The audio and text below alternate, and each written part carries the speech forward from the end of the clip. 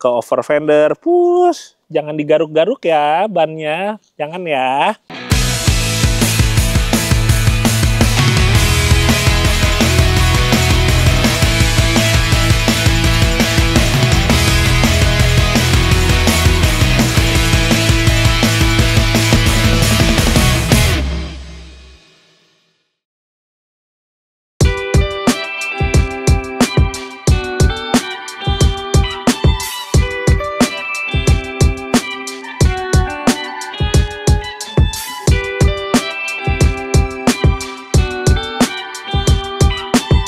Halo, assalamualaikum teman-teman Jajologi, apa kabar? Doain pastinya pada sehat keluarga.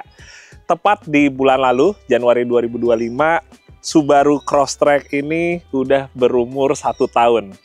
Keingat waktu awal 2024 ya, kalau nggak salah di minggu pertama Januari tuh, saya langsung ambil unit ini di Plaza Subaru Pondok Indah, dan setelah itu dimulailah perjalanan saya dengan Crosstrek yang sebenarnya belum ada nama yang jelasnya ya, tapi kurang lebih Instagramnya saya buatkan dengan nama Crosstrek Adventure. Nah, kira-kira ini setelah setahun gimana sih rasanya? Yang saya suka apa, yang mungkin saya kurang suka apa, itu yang akan saya bahas di video kali ini. Tapi ngomong-ngomong, saya pengen cerita langsung dulu untuk bagian di Crosstrek ini yang udah dimodifikasi ya, sebelum kita coba lihat apa yang enak, apa yang kurangnya. Nah, mobil ini dari pas awal dapet, emang nggak lama langsung saya modifikasi yang arahnya untuk overland. Dan itu sesuai juga dengan masukan ya dari teman-teman semua yang mana, wah dibikin gaya overland aja gitu. Nanti mau kemana pun juga mobil dipakai, tapi modifikasinya itu konsepnya overland. Jadi kita ada beberapa bagian yang di-upgrade, ditambahkan supaya ya menunjang kalau misalnya nanti mau road trip atau mau off-road tipis pun juga bisa teman-teman.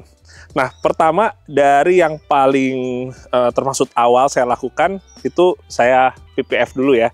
Ini PPF-nya dari Carspa Indonesia. Jadi setelah waktu itu udah di PPF, kita sempat nyobain off-road dulu di daerah Sentul ya, langsung diajak ngelumpur dalam kondisi standar, karena jujur saya benar-benar penasaran banget kemampuannya gimana sih dalam kondisi standar, bahkan bannya masih ban aspal untuk dipakai di medan off-road. Jadi nyobain symmetrical all-wheel drive-nya ya saat itu. Nah, kemudian yang berkaitan juga dengan protection di mobil ini, berikutnya adalah kaca film. Saya ganti dengan menggunakan kaca film Solar Guard, tipenya yang LX teman-teman. Nah, setelah itu seperti kalian bisa lihat, ini modifikasi yang lebih berbau off-road atau overlandnya mulai ditempelin satu-satu. Kayak misalnya di bagian depan sini, ini saya kasih tambahan bumper pipa yang dibuat oleh Exitos, yang mana ini emang udah di fit ya untuk Crosstrek generasi baru ini teman-teman. Dan ini emang di mass product setelah itu ya, jadi teman-teman juga bisa ngedapetin ini di Exitos. Tapi nggak cuma bagian yang depan sini aja, untuk bagian yang samping atau side guard-nya itu juga ada, sama dari Exitos juga, termasuk di bagian kolongnya ada underguard-nya lagi, jadi buat ngelindungin bagian-bagian kolong. Nah, setelah itu saya nambahin lampu di sini, LED 4 buah keluaran dari Vision X. Ini waktu itu saya akhirnya ambil lampu ini karena sempet juga ya, galau antara lampu yang model bulat atau LED light bar gitu. Tapi juga setelah pikir-pikir kayaknya lebih masuk aja ya stylenya lampu bulat gini, dan saya kasih yang ukurannya nggak terlalu besar. Ini kalau nggak salah sekitaran 4 inch ya, nggak nyampe 5 inch, 4,7 inch kalau nggak salah. Karena ini dirasa pas aja gitu, nggak terlalu kekecilan dan nggak terlalu kebesaran juga gitu. Emang agak tricky untuk naruh plat nomornya aja sih. Kemudian teman-teman bergeser ke bagian ban dan velg. Ini mungkin jadi salah satu highlights-nya ya di Crosstrek saya ini. Jadi aslinya kalau kita ngomongin velg itu kan pakai ring 18. Ini saya menggunakan velg dengan ukuran ring 16. Keluaran dari Braid, tipenya itu adalah Full Race A, yang mana ini merupakan custom edition ya, Jajologi series. Jadi ini nggak cuma satu, ada beberapa velg lagi yang edisi Jajologi ini warna tulisannya merah, terus fitmentnya juga emang udah dikhususin untuk Crosstrek generasi ini, yang mana saya juga udah sempat ngeliat ada beberapa ya yang akhirnya dibikin Crosstreknya mereka itu kembaran dengan Crosstrek saya ini. Wah, saya apresiasi sekali sih, seneng banget dengan itu. Nah, banyak yang nanya, pada intinya pakai velg ring 16 ini aman ya? Soalnya ada juga yang nggak bisa masuk alias mentok ke bagian remnya. Jadi emang nggak semua velg ring 16 ternyata bisa masuk, teman-teman. Kurang lebih dia harus punya back spacing ya, atau rongga di belakang velg itu yang luas supaya dia nggak mentok ke kalipernya. Nah, sementara kalau untuk bannya ini saya menggunakan BF Goodrich All Terrain yang KO2. Sementara untuk ukurannya 215/70R16. Nah, teman-teman ini juga banyak yang nanya untuk ukuran ban ya. Jadi kalau saya ini pakai 215 dengan tebel 70 itu karena mobil ini saya lift kit juga. Lift kitnya itu saya menggunakan LP Adventure, itu naiknya sih nggak nyampe 2 inch ya, kurang lebih 1 inch lebih sedikit. Yang mana dia bentukannya sih cuma ganjelan-ganjelan aja ya teman-teman ya. Jadi dengan udah di lift kit itu, ini adalah ukuran ban yang saya rasa paling pas aja gitu, paling cocok ya untuk masuk ke Crosstrek ini teman-teman. Dan antara kombinasi ban dan velg ini ternyata yang cukup mengejutkan adalah nggak jadi nambah berat ya, malah yang saya rasain kok lebih ringan gitu. Walaupun di satu sisi jadi ada road noise-nya, yang mana sebelumnya kalau pakai ban standar itu kan emang ban halus ya. Sementara kalau sekarang pakai BF Goodrich KO2 ini kembangannya lebih kasar, jadinya walaupun secara keseluruhannya ini rasanya lebih enteng, tapi sekarang jadi ada road noise-nya yang cukup berasa ke dalam. Apalagi kalau kita ngomong pakai ban yang kasar itu di mobil yang pendek gitu ya, itu akan lebih berasa lagi road noise-nya ketimbang kita pakai misalnya SUV besar yang tinggi gitu. Jadi ya itu menjadi salah satu plus minusnya. Kemudian kalau kita bergeser ke bagian atas, ini juga adalah salah satu bagian yang sudah saya modifikasi, yaitu menggunakan roof rack keluaran dari Maxford. Jadi Maxford ini emang bekerja sama dengan kita untuk ngedevelop roof rack ya, yang mana memang seperti factory fit gitu untuk Subaru Crosstrek ini. Jadi selain dikasih identitas Crosstrek di sini by Maxford, selain itu juga memang ini ya plug and play atau memang dikhususkan untuk di Subaru Crosstrek. Dan yang senangnya kemarin di Gias 2024 sempat juga Subaru bekerja sama dengan saya dan juga Maxford.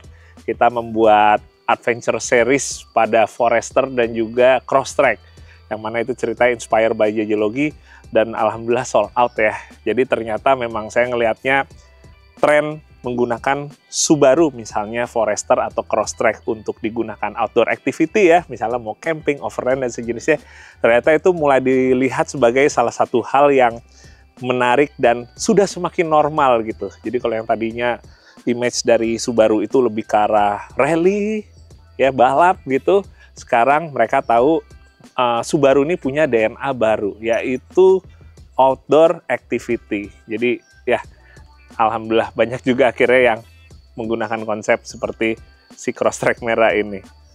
Nah sekarang kita akan ngebahas nih apa aja yang saya suka dan saya nggak suka yang berkaitan dengan eksteriornya.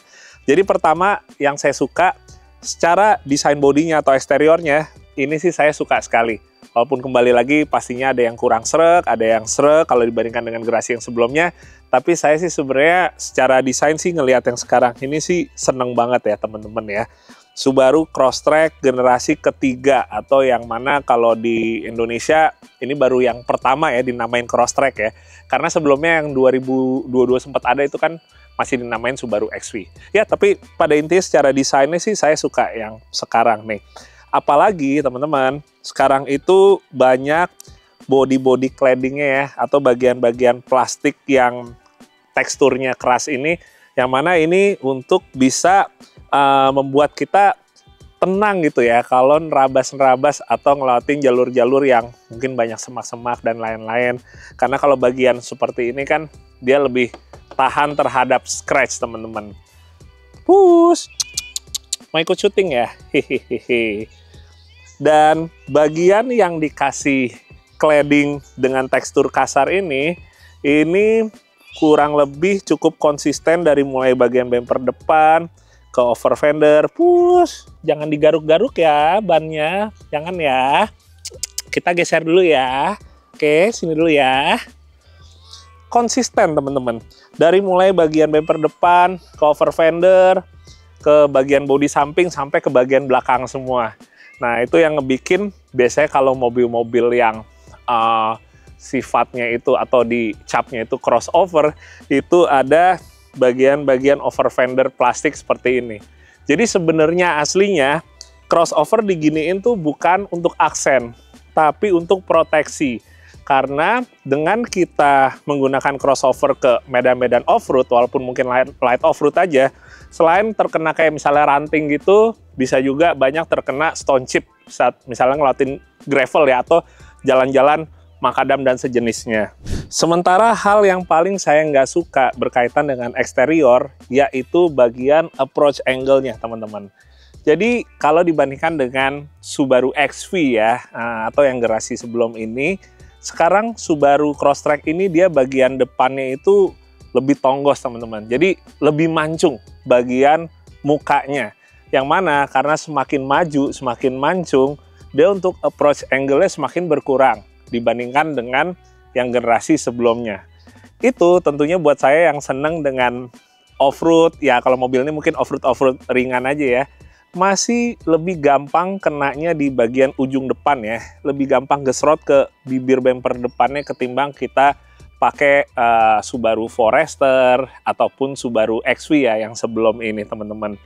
Nah, apalagi kalau sekarang ini saya tambahin si bumper pipanya ini, otomatis dia approach angle-nya itu lebih berkurang. Tapi yang namanya protektor teman-teman memang selalu akan mengurangi yang namanya approach angle ya, apalagi yang sifatnya tambahan kayak gini. Ya beda cerita ya, kalau yang emang ada di papas gitu, dipotong bumpernya ya pasti approach angle jadi lebih bagus. Tapi kalau misalnya di mobil ini, karena sifatnya ini tambahan teman-teman, bumper aslinya nggak diapa-apain, dia akan lebih rendah lagi. Tapi ini menjadi satu hal yang necessary gitu ya, atau dirasa ini justru tetap jatuhnya lebih baik lagi gitu. Yang namanya protektor itu akan menambah tebel sesuatu.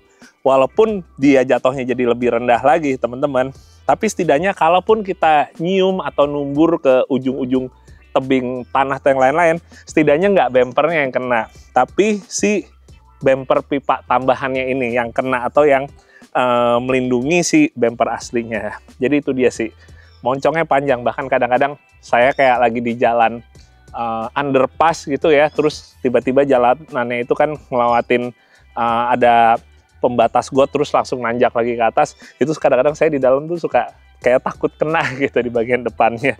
Itu aja sih yang cukup bikin deg-degser ya pengalaman pakai Subaru Crosstrek ini. Lanjut lagi teman-teman, sekarang balik lagi yang saya suka nih. Ini yang tadi udah sempat kita bahas, yaitu pada bagian untuk roof rack-nya. Sebenarnya saya nggak ngomongin untuk roof rack-nya sih spesifik, tapi maksudnya kemampuan dari Subaru Crosstrek ini untuk bisa nopang beban di atas. Mau itu nanti kita pakai crossbar, terus ditambahin ada roof box lagi, atau mau full diganti roof rack seperti ini. Tapi pada intinya adalah mobil ini untuk loadnya atau kemampuan nahan bebannya itu dalam kondisi statis atau berhenti itu bisa sampai ke kurang lebih 300 kilo teman-teman, atau 700 pound. Itu berarti ya kalau kita sebenarnya mau pasang roof tent pun ya, itu akan lebih dari cukup sekali untuk bisa menopang berat beban si roof tent plus orangnya. Makanya nggak heran kalau misalnya di luar ya, terutama kayak di Amerika gitu, sangat banyak sekali atau bahkan yang paling populer itu mereka yang overland pakai crossover tuh pakai misalnya Subaru Crosstrek, terus ditaruhin rooftop tent ya, atau tenda di atas sini.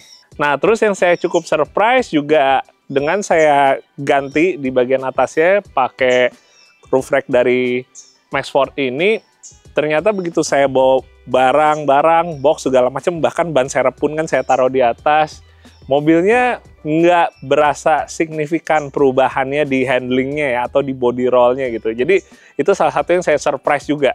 Soalnya tadi mikir, aduh ini mobil kecil gini ya, crossover pula gitu kan, suspensi nggak se-stiff mobil leather frame gitu. Pas saya udah roof rack itu dipasang dengan barang-barang semuanya, dipakai di jalannya tuh masih nggak berasa kayak bawa beban gitu di atas. Itu adalah salah satu yang saya cukup surprise juga sih. Dan yang terakhir, yang saya suka, itu ada di bagian pintu belakang. Ini nggak tahu jatuhnya eksterior atau interior ya. Tapi posisinya dia persis ada di pintu belakang, teman-teman. Ini dia. Ada sebuah batang besi yang nongol dari bagian bawah pintu belakang, yang mana dia itu nyambung ke bagian body shell ya, saat pintunya ditutup. Ini nggak banyak juga yang ngeh ya. Kalaupun ada yang ngeh, banyak yang masih bertanya juga sebenarnya fungsinya buat apa. Jadi sebenarnya fungsi utamanya ini sebagai side protection beam. Jadi kalau kita misalnya amit-amit ada crash gitu dan crashnya itu tabrak samping, dia itu yang ikut membantu untuk menjaga rigiditas ya, atau stiffness ya, kekuatan ya, strength dari si pintu bagian belakang ini, teman-teman. Jadi si batangnya ini kurang lebih di bagian dalamnya itu dia ada palang yang ikut melindungi si pintu ini. Dan supaya si batangnya itu ngiket atau nempel ya ke body shell-nya, dia dicantolin ke bagian plastik hitam yang ada di body shell itu. Jadi dia cara kerjanya itu mirip dengan roll cage ya teman-teman ya, atau yang kadang-kadang orang sini suka bilangnya roll bar. Jadi fungsinya sebagai proteksi tambahan. Tapi yang menarik ya teman-teman, ini sebenarnya juga ikut ngebantu untuk bikin si sasisnya ya, atau si body mobil ini lebih stiff atau nggak terlalu flexing, nggak terlalu banyak, bukan pamer ya, nggak terlalu banyak meleot-meleotnya teman-teman. Jadi kita tahu kalau mobil leather frame itu memang lebih stiff, lebih rigid. Kalau mobil seperti crossover ini, dia lebih flexing ya, atau lebih lentur gitu. Kekurangannya kalau kita pakai off-road udah terkena bagian-bagian yang mobil bisa sampai agak ngangkat bannya gitu, itu tuh si sasis crossover tuh lebih gampang twistingnya ya, atau melintir kanan kirinya. Dengan dikunci si pintunya ke bagian bodinya itu, dia akan ngebikin bodinya itu bisa lebih stiff lagi ya, atau lebih rigid lagi. Yang mana dia akan membuat si handlingnya dalam kita melotin jalur-jalur off-road yang nge-twist kanan kiri itu bisa lebih kepegang lagi atau lebih stabil lagi. Kurang lebih seperti itu, yang sangat menarik.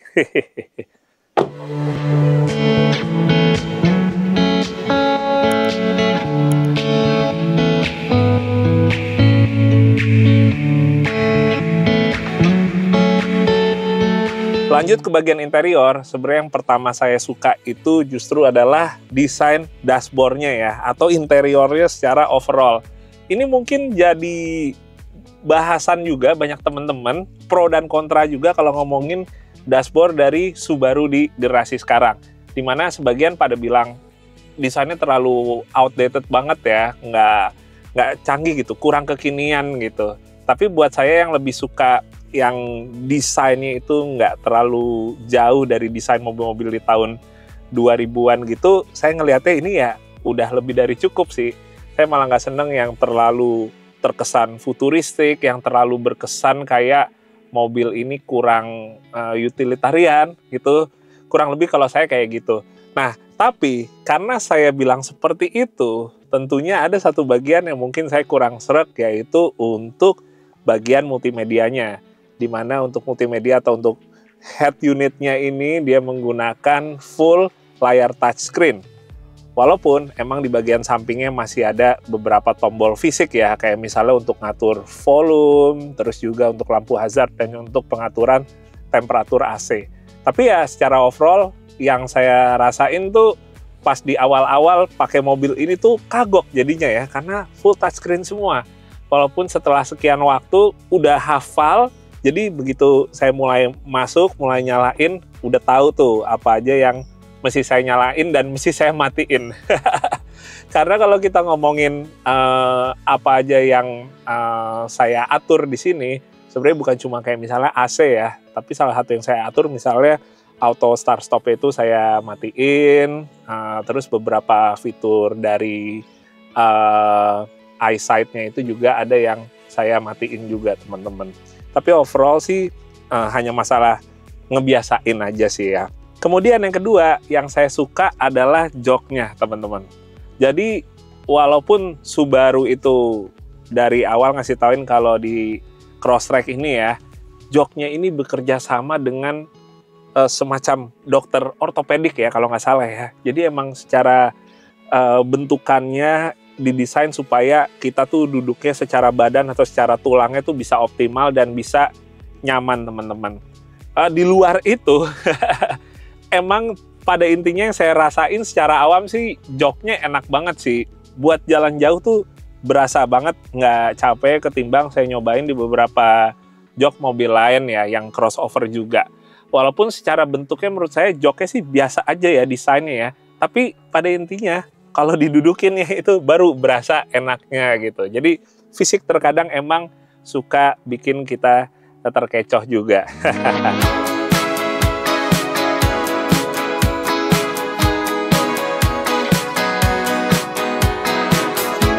Nah, sekarang kita akan lanjutkan sambil kita jalan teman-teman. Dan nih sekarang udah mulai turun hujan ya. Kebetulan jadi hari ini pas sekaligus saya mau ke daerah Sentul karena ada sedikit pekerjaan nih. Sambil ya kurang lebih kita di perjalanan ini ngelanjutin gimana nih rasanya setelah setahun pakai Subaru Crosstrek ini. Pertama, sebelum ngomongin yang kaitannya dengan nyetir, saya pengen ngomongin dulu yang kaitannya dengan servisnya nih, atau keluhan-keluhan dari apa aja yang ada di Crosstrek ini. Jadi pertama, mobil saya nih udah berjalan 15.000 km, tepatnya 15.700 km selama setahun ke belakang.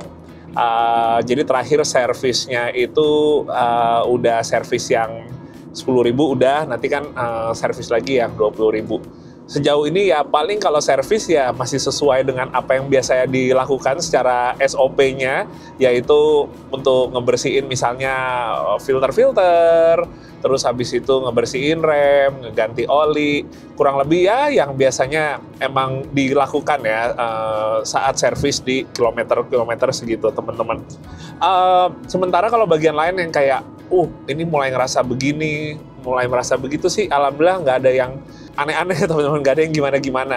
Misalnya ngomongin kayak kaki, ini kan ternyata saya lumayan sering juga buat pakai, misalnya pas lagi pergi camping atau saya pakai off-road tipis-tipis gitu, entah emang mau off-road pakai ini atau misalnya lagi ada pekerjaan atau lagi nyamperin sebuah event gitu misalnya gitu, gak jarang jadinya ya selama setahun saya pakai untuk itu gitu. Tapi sampai sejauh ini rasanya secara kaki-kaki pun juga nggak ada yang berubah, baik secara misalnya suaranya gitu ada yang aneh, suara geluduk-geluduk atau apa, benar-benar nggak ada. Persis sama kayak rasanya waktu tahun lalu pertama saya ambil ini.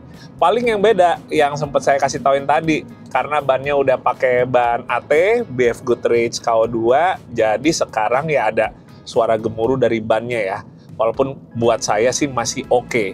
Tapi kalau kalian yang mungkin pakai lebih jarang pakai mobil yang bannya profil kasar sih mungkin cukup mengganggu. Nah, niatnya sih di tahun ini kalau untuk ban ya, saya mau ganti ke BF Goodrich AT yang baru, yang KO3. Soalnya kalau itu secara road noise-nya udah lebih oke lagi, lebih minim lagi. Jadi itu yang rencananya saya mau ganti di tahun 2025 ini di mobil ini gitu. Nah, kalau ngomongin secara sebentar teman-teman, saya sambil bayar tol dulu. Kalau kita ngomongin secara mesinnya, pertama yang kaitannya dengan konsumsi BBM teman-teman, kalau kita ngelihat di klaimnya Subaru itu setidaknya tuh bisa di atas 1.15 ya. Tapi kalau di mobil saya sih saya rasain sih dalam kota, kalau kita emang kakinya sekolah sih paling 1.12 teman-teman. Nggak tahu kalau yang masih standar, maksudnya teman-teman lain yang pakai Crosstrek tapi masih standar itu bisa dapat di berapa. Tapi kalau di mobil saya ini dengan semua modifikasi ini, nambah bobot ini semua, dapetnya sih dalam kota teriritnya sih 112 ya teman-teman ya.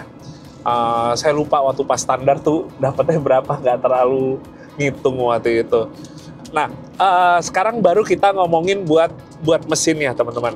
Jadi sampai sekarang banyak juga yang entah kayak nanya ke saya atau ngajak diskusi, kenapa ya nggak dikasih turbo? Padahal Subaru ini dari dulu kan ya mindsetnya tuh orang-orang ya udah mesinnya high performance, boxer dengan turbo. Nah, tapi yang saya lihat ya mungkin ya, ini pendapat saya, sekarang ini Subaru karena DNA-nya itu nggak sepenuhnya sebagai mobil motorsport ya, misalnya rally atau balap gitu. Jadi beberapa modelnya itu arahnya sekarang lebih ke untuk outdoor activity. Lebih untuk kayak misalnya rekreasi keluarga ke outdoor, yang mana jadi utamanya itu yang diincer tuh bukan tenaganya, melainkan mungkin salah satunya ya adalah mesin yang lebih awet, lebih durable dipakai jarak jauh, dan lebih irit secara konsumsi BBM-nya. Mungkin kayak gitu ya. Jadi kalau saya lihat mobil-mobil yang kayak Subaru BRZ atau Subaru WRX dia tetap pakai turbo, tapi kalau mobil-mobil yang line up-nya itu lebih ke arah outdoor, itu sekarang NA semua. Misalnya Subaru Crosstrek, ya Subaru Forester, dan Subaru Outback. Jadi mungkin ya saya ngelihatnya seperti itu kali ya, makanya line up yang untuk outdoor ini udah nggak turbo lagi.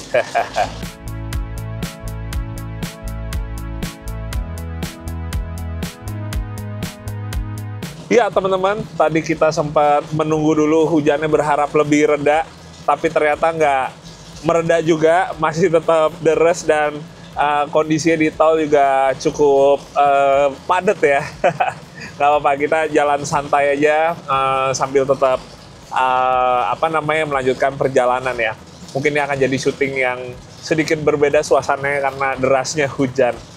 Nah, ngomong-ngomong, berikutnya teman-teman, di luar kita ngomongin si mesinnya ini, sebenarnya kalau ngomongin si transmisinya, ini juga jadi salah satu yang mungkin ya kenapa sekarang menggunakan CVT, setidaknya kalau kayak di Crosstrek atau Forester dan Outback, itu mungkin juga berkaitan dengan itu tadi. Konsepnya sekarang lebih arahnya mobil-mobil yang seperti ini tuh bukan untuk high performance, bukan untuk motorsport, melainkan untuk outdoor activity, untuk diajak adventure. Jadi di satu sisi mungkin juga transmisinya menggunakan CVT supaya lebih nyaman untuk dipakainya gitu.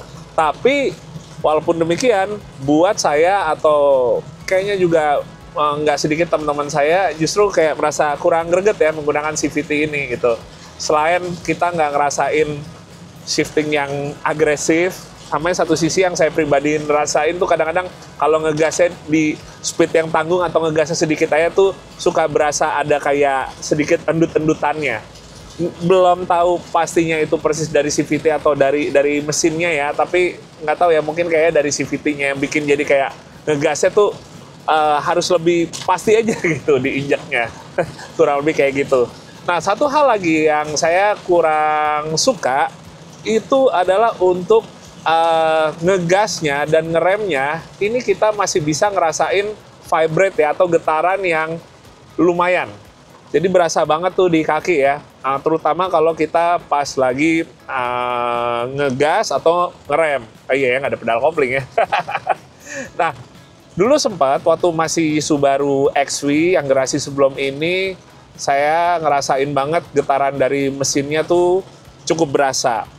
Pas udah yang ke Crosstrek ini udah lebih baik, jadi lebih minim lagi getaran dari mesin, tapi tetap berasa hitungannya ya. Kalau di gas tuh vibrate dari mesin tuh sampai ke pedal gas, dan kalau ngerem tuh juga berasa getarannya sampai ke pedal remnya. Bahkan gak cuma pas ngerem aja ya, bahkan kadang-kadang wiper gitu aja, kalau wiper lagi keset lumayan bikin kacanya grrr gitu ya, kayak keset gitu, itu bikin getarannya tuh kerasa sampai ke pedal rem malah gitu. Itu yang saya pribadi rasain ya teman-teman ya. Di luar kita ngomong, misalnya mobil ini bannya udah pakai ban AT, tapi tetap pada intinya vibrate itu masih cukup berasa di pedal gas dan juga pedal rem. Kurang lebih seperti itu. Nah, sekarang lanjut lagi. Ini yang saya suka, teman-teman, yaitu steeringnya. Steeringnya ini yang saya tahu sekarang itu dia ngadopsi dari steering di Subaru WRX. Jadi rasanya itu lebih sporty.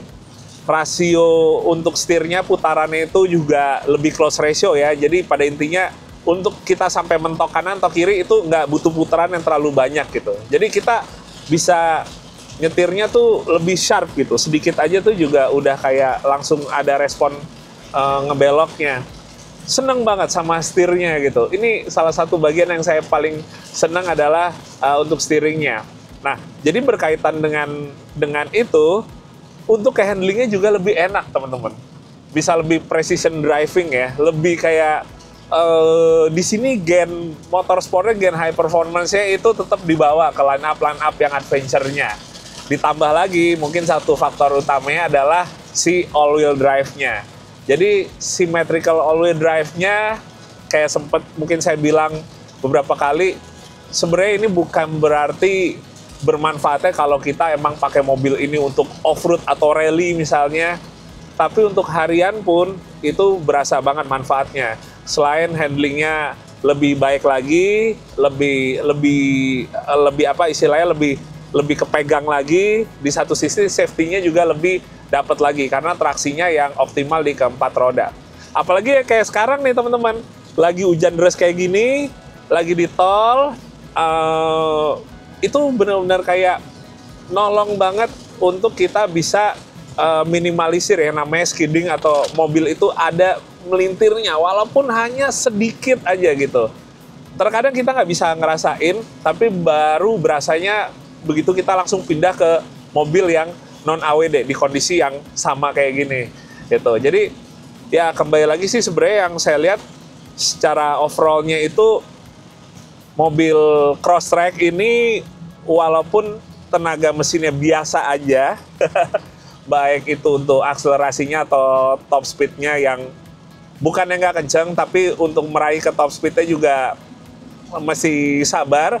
Tapi satu sisi mobil ini handlingnya sih bikin saya happy banget sih. Mau itu lagi harian, di on-road, maupun pas lagi rekreasi, weekend misalnya ke jalur off-roadnya. Itu yang saya senang.